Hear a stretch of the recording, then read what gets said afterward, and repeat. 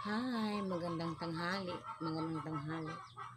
Tatapos ko lang maglaba at maglinis doon sa aking pinagtatrabahuan at umuwi ako kasi alas 12, kain ako dito sa bahay. So may malunggay sa tabi ng daan, kinuha ko.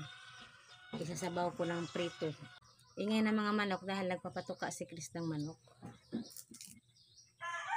So hindi pala ako nakapag-vlog nung kahapon kasi bumabalik po ang aking palpitation tuwing umaga. Yung masama ang pakiramdam, yung nagpalpitate na naman.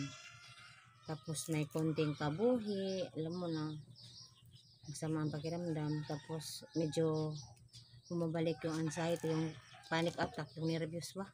Minsan sa labas bumabalik.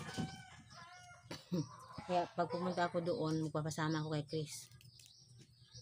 Kasi minsan hindi ako okay umaga. Tapos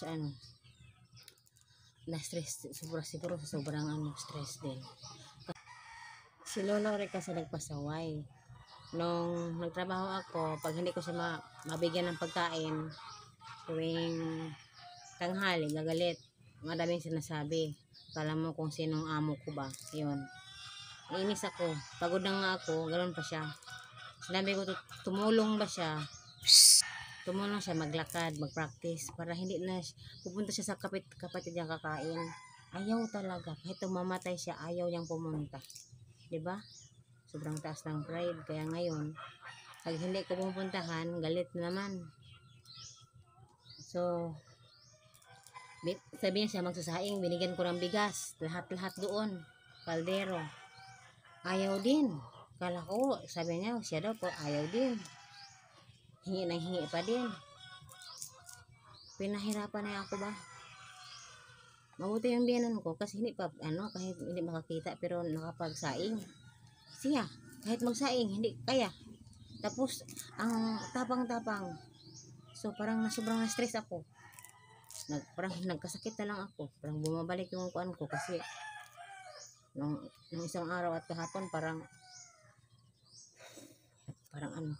ang hirap na nga ng pamumuhay, ang hirap na nga ng sitwasyon. Ganon pa sabi ko, tulungan niya kami. Yung paglalakad lang ang hiningi ko. So ayaw talaga, kaya galit ako. Sinabi ko talaga sa kanya, kahit isang pamangkin ayaw mag-alaga sa kanya, walang gusto. Ako lang ang nag-ano sa kanya, tatsaga doon. Sa akin pa parang iba ang iba pa ang ugali sa akin. Hindi ba? Hindi maganda. Kaya yung tatay ko nagkasakit pa. So, kahapon ako kas advance, mabuti na lang binigyan ako ng pera ng hindi na ako nakapagsabi na mag-as advance. Binigyan na ako ng pera para yung sahod ko, tapos ayun, binili ko ng bigas, mga sabon, pangligo, panglaba, shampoo, lahat kasi wala kami. Kahapon nga hindi ako nakaligo, wala kaming shampoo, walang sabon, pangligo.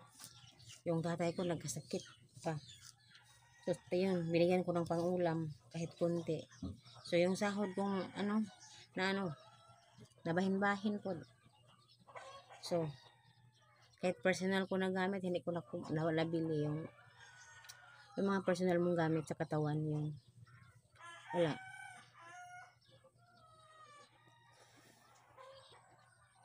Ang daming bumabalik dito sa aking tindahan na akala nila may benta pa ako. Wala masyadong tindahan ngayon dito sa paligid. Doon pa sa labas bibili kasi wala. Kaya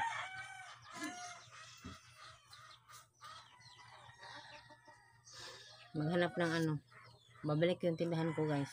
Bahala na, maghanap ako ng puhunan. Puhunan ko sana yung sahod ko kasi binili ko ng bigas lahat-lahat. At pangailangan sa bahay. Si Chris din na masada. Sana may bibili ng manok kasi may bibili daw ng manok. Hindi ko din alam, hindi man bumalik. Baka ayaw din. Baka hindi din natuloy. Basta.